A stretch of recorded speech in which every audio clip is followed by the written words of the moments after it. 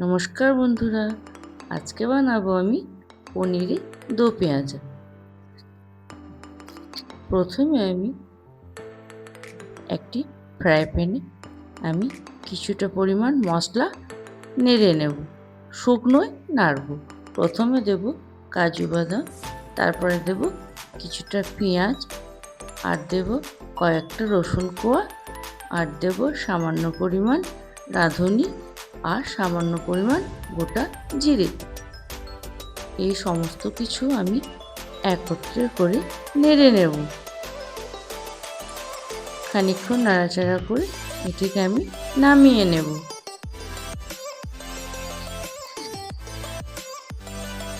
এই মশলাটি আমি বেটে নেব।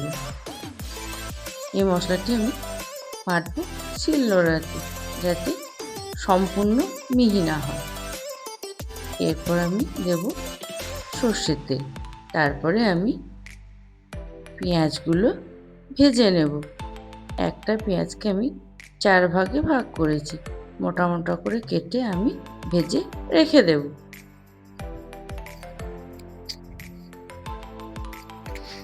আমার পেঁয়াজটি ভাজা হয়ে গেছে, এবার আমি তুলে নেব।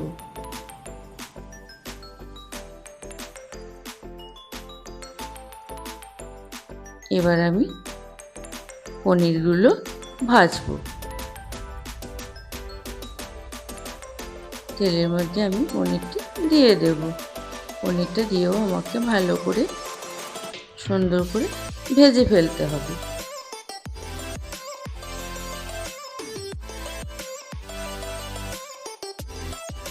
পনিরগুলো আমি উল্টে পাল্টে নেড়ে নিলাম। এবার আমি কড়াইয়ে সর্ষের তেল গরম করতে দেব।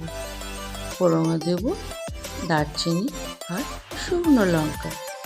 তারপরে আমি বেটে রাখা মশলাটি দিয়ে দেব। মশলাটিকে আমি ভালো করে কষিয়ে নেব।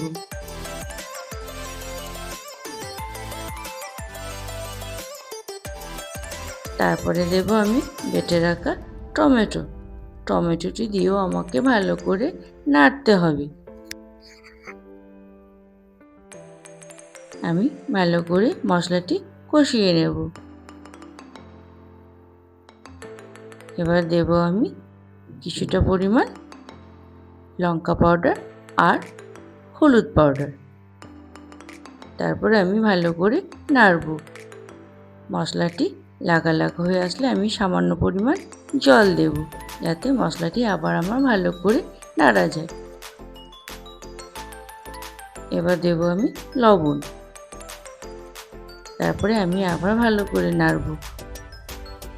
মশলাটি ভালোভাবে ভাজা হয়ে গেলে, মশলা থেকে তেল ছেড়ে গেলে আমি ভেজে রাখা পনির আর পেঁয়াজটা দিয়ে দেব। তারপরে আমি পনির পেঁয়াজ দেওয়ার পর ভালোভাবে নাড়তে থাকব।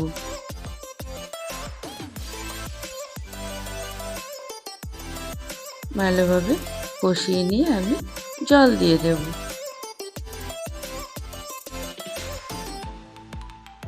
কিছুটা পরিমাণ জল দেওয়ার পর এটি আমি ভালো করে হতে দেব।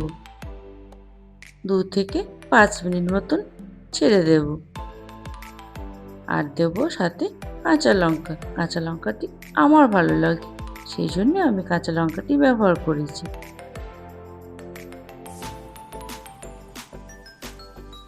আমার পনির দো পেঁয়াজাটি হয়ে এসছে। এবার আমি আস্তে আস্তে নামিয়ে নেব।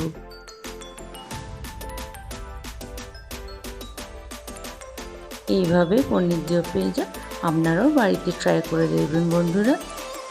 আমার তো খুব ভালো লেগেছে। আপনারাও বাড়িতে বানিয়ে খেয়ে দেখবেন। টাটা বন্ধুরা।